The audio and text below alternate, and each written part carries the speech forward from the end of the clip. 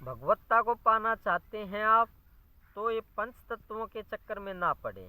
पंच तत्व मतलब ये मिट्टी, पानी, आग, हवा, प्रकाश, रोशनी, ये पंच तत्व हैं, इनके चक्कर में नहीं पड़ना चाहिए। तो नमस्ते, मैं पवन यादव, रामपुरा झज्जर, हरियाणा से।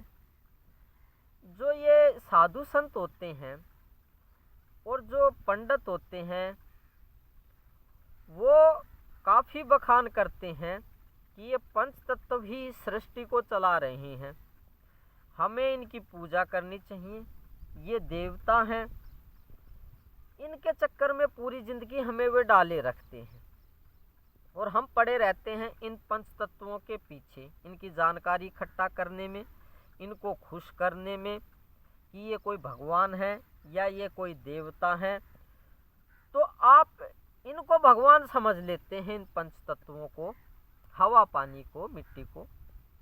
और हम पूरी जिंदगी, वेदों में भी इसके बारे में ये लिखा होता है कि ये जो होते हैं ये पंच तत्व देवता होते हैं, जो हवा, पानी, इनकी हमें पूजा करनी चाहिए। देखिए, ये पंच तत्व होते हैं ना, ये अपना कुदरती रूप से काम तो कर रहे हैं, लेकिन आपको पाना है भगवान को, भगवत्ता को।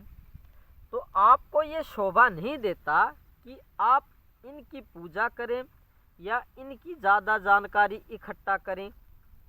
इनकी जानकारी तो ये वैज्ञानिक इकट्ठा करने में लगे रहते हैं, ये डॉक्टर्स इकट्ठा करने में लगे रहते हैं कि शरीर के अंदर ये पंच तत्व क्या काम करते हैं, कैसे काम करते हैं, इनकी कमी से कौन सी बीमारी हो सकती है। तो ये काम तो वैज्ञानिकों का और डॉक्टर्स का होता है, पंच तत्वों की जानकारी इकट्ठा करना, पूरी ज़िंदगी इनकी जानकारी इकट्ठा करके इसमें ज़िंदगी खपा देना, बर्बाद कर देना। पंच तत्व ज़रूरी है, क्योंकि मिट्टी, पानी होता है, इसके बिना फसल भी नहीं होगी, खाना पैदा नहीं होगा, शरीर भी नहा करके साफ कर लेते हैं पानी से। इतना तक तो ठीक है, जितना ज़रूरी है इन पंच तत्वों का यूज इनको बरत लेना चाहिए। लेकिन इनको भगवान समझ लेना और इनकी पूजा करना, इनको कोई देवता समझ लेना, ये कुछ ज़्यादा ही कल्पना हो जाती है, ये गलत बात हो जाती है। काफ़ी पंडित पानी की पूजा करने के लिए बोलते हैं, ये रोशनी है, इसकी पूजा करने के लिए सूरज की पूजते हैं। तो इस तरीके से मति भ्रम रखना, दिमाग में कल्पना करना, ये आपकी कल्पना ही है और इस समाज की कल्पना ही है। पंच तत्व अपना पहले भी काम कर रहे थे, अब भी काम कर रहे हैं और आगे भी करते रहेंगे। आपको इनके चक्रों में फंसना शोभा नहीं देता। आपको पाना है भगवत्ता, भगवत्ता को पाना है तो पंच तत्वों से ऊपर उठना चाहिए। इसके सोच विचार से, इसकी जानकारी इकट्ठा करने से, इसकी पूजा करने से ऊपर उठना चाहिए। ऊपर उठोगे पंच तत्वों से तो भगवान की प्राप्ति कर पाओगे। अगर पंच तत्वों से ऊपर नहीं उठोगे तो इन पंच तत्वों में ही, हवा, पानी की पूजा करने में ही उलझे रह जाओगे और भगवत्ता की प्राप्ति नहीं हो पाएगी।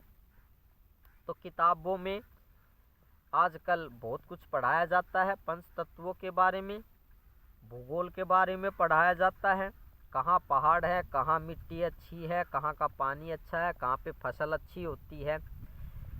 तो ये पंच तत्वों की ही जानकारी है। और वेदों में भी बहुत कुछ लिखा है कि इस हवा की हमें पूजा करनी चाहिए। और शास्त्रों में, और आप टीवी पे भी काफ़ी देखते हैं कि ये हवा कोई देवता है, ये बच्चे देने में सक्षम है, आपके किसी को बच्चा नहीं है तो ये बच्चा पैदा कर देंगे वरदान दे करके। ऐसा आपने बहुत कुछ टीवी में देखा है या शास्त्रों में पढ़ा है। तो ये हवा है, ये हवा ही है, ये कोई देवता नहीं है। आपने जो पढ़ लिया है या पहले जो बात लिख दी हैं वो समझदारी नहीं है, वो बचकाना हरकतें हैं। ये हवा अपना काम कर रही है तो करती रहेगी, ये पानी अपना काम कर रहा है तो कोई काम करता रहेगा आपके शरीर के अंदर। लेकिन इसको भगवान समझ लेना ये शोभा वाली बात नहीं है। भगवत्ता इन पंच तत्वों से अलग है। उसको अलग ही जान करके उसको अलग तरीके से पाने की कोशिश करनी चाहिए, जो कि गुरु को दंडवत प्रणाम करने से ही संभव है। गुरु सानिध्य में बैठ करके ही उस भगवत्ता को पाया जा सकता है। बाकी तो जो ये पंडित हैं, ये जो साधु संत हैं, और जो बाकी विद्वान हैं, और ये ज्योतिषी जानने वाले होते हैं, ये पानी पवन हवा की पूजा करने के लिए बोलते हैं, ऐसा वेदों में भी लिखा है। तो ये ज्योतिषियों के चक्कर में ना पड़े। ये जो जानकारी इकट्ठा कर ली है आपने गलत कर ली है। आपको ये ना तो शोभा देती है, क्योंकि आपका लक्ष्य है भगवत्ता प्राप्ति करना। भगवत्ता प्राप्ति होती है गुरु से प्रेम भाव करके उनके मन को जीतने से ही होती है। बाकी आप चाहे कितने ही पंच तत्वों में उलझे रहें या इनका देवता मान करके इनकी पूजा करते रहें, तो उससे आपको कुछ प्राप्त नहीं होने वाला है। तो इस मति भ्रम को, इस दिमाग की कल्पना को दूर करें कि इस हवा पानी की पूजा करके हमें भगवान की प्राप्ति हो जाएगी। ठीक है, इस हवा पानी मिट्टी से आप खेती कर सकते हैं, आपके लिए या दूसरों के लिए खाना पैदा कर सकते हैं, भोजन पैदा कर सकते हैं, अनाज पैदा कर सकते हैं, सब्जियां पैदा कर सकते हैं। यहाँ तक तो बात ठीक है, लेकिन इनको पूज करके इनके चक्रों में रह करके आपको कोई भगवत्ता की, भगवान की प्राप्ति हो जाएगी, ऐसी उम्मीद नहीं लगानी चाहिए, क्योंकि यह असंभव बात है। भगवत्ता तो गुरु प्रेम से ही और उनको दंडवत प्रणाम करने से ही पैदा होती है, या प्रकट होती है, या उजागर होती है, ऐसा समझ लो। तो आज इस बात को जानने के लिए कि पंच तत्वों के चक्कर में ना पड़े, इन वैज्ञानिकों के, डॉक्टर्स के, पंडितों के, ज्योतिषियों के चक्कर में ज़्यादा ना पड़ करके एकांत में गुरु से उस ज्ञान को जानना चाहिए, उस ब्रह्म के ज्ञान को जानना चाहिए, उसको उजागर करने की कोशिश करनी चाहिए, ना कि किसी बहकाव में आकर के इन पंच तत्वों के चक्कर में रहने चाहिए। थोड़ा बहुत ज़रूरी है, ये पंच तत्वों की हमें ज़रूरत है इस ज़िंदगी में, वो आपको भी पता है। नहाना धोना खाना पीना, ये थोड़ी इनकी ज़रूरत हमें हो जाती है, लेकिन ज़्यादा इनकी ज़रूरत नहीं है हमें। थोड़े को थोड़े की तरह समझे बात को, ज़्यादा गहराई में इनके ना जाएं पंच तत्वों के, और मालिक को पाएं, यही सर्वोत्तम है।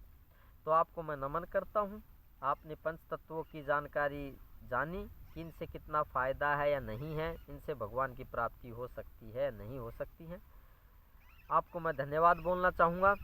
आप पूर्ण ब्रह्म हैं, परमात्मा हैं, ये बात आपको पता नहीं है। आप इन पंच तत्वों से न्यारे हैं और अपने आप को न्यारा ही समझें, आपने आपको ये पंच तत्व ना समझें। आपके श्री चरणों में मेरा नमन है, नमन को स्वीकार कीजिए बड़ी प्यार से। Thank you very much.